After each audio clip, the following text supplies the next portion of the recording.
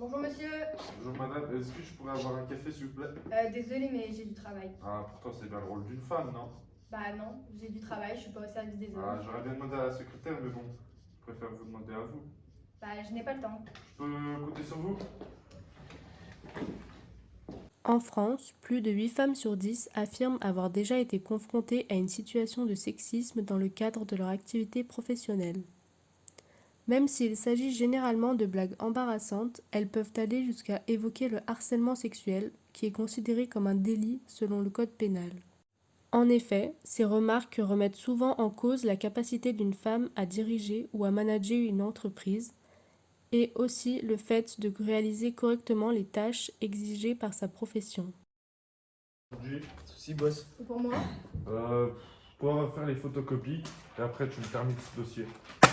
Il existe une notion appelée plafond de verre qui renvoie au fait que les femmes peuvent progresser dans la hiérarchie de l'entreprise, mais seulement jusqu'à un certain niveau. C'est-à-dire que dès le début de leur carrière professionnelle, elles savent qu'elles ne pourront pas être au meilleur grade de leur profession, même si elles en ont la capacité. Elles sont donc en grande partie absentes du sommet de la hiérarchie.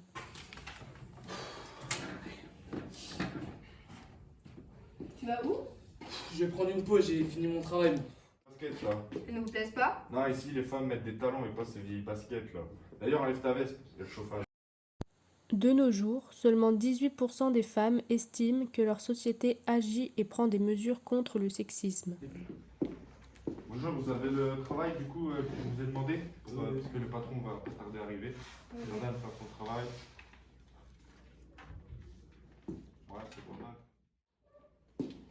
Bonjour à tous, je me présente, Alex Binet, Vous êtes? la nouvelle patronne du coup. Ah pardon, excusez-moi, si et vous? Donc c'est vous qui vous occupez des dossiers du coup faites-moi Ah non, une- prenez-lui, je pense qu'il est mieux. Ah d'accord. Euh, Oui c'est pas mal, c'est un bon début. Bah, je vais regarder ça de plus près. Merci beaucoup de votre Au collaboration. revoir, à bientôt.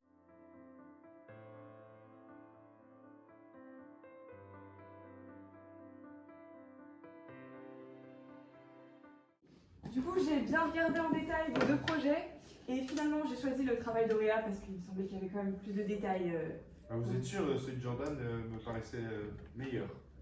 J'ai regardé, j'ai bien comparé les deux et je pense que celui de Jordan contenait moins de détails Ah, quand même. pourtant j'ai regardé son dossier et il y avait beaucoup de recherches. Mais j'ai l'impression que ça vous plaît pas que je choisisse. Non, du tout, c'est juste que celui de Jordan est plus abouti. Bon, ça ne changera pas ma décision. Très bien. Donc Auréa, vous pouvez venir avec moi pour étudier plus en détail votre projet. Si vous pouvez aller me faire un café, ce serait parfait, merci. Pardon? Aujourd'hui, et dans le monde entier, une femme gagne 77% du salaire d'un homme. D'après l'ONU, l'écart salarial dans le monde pourrait ne plus exister seulement dans 70 ans. De nos jours, il existe plusieurs solutions afin de faire reculer durablement le sexisme en entreprise, telles que des organisations comme Stop-E, qui signifie Stop au sexisme dit ordinaire en entreprise. Et enfin, il ne faut pas oublier que le Code du travail condamne fermement les agissements sexistes, définis comme tout agissement lié au sexe d'une personne ayant pour objet ou pour effet de porter atteinte à sa dignité ou de créer un environnement intimidant, hostile, dégradant, humiliant ou offensant.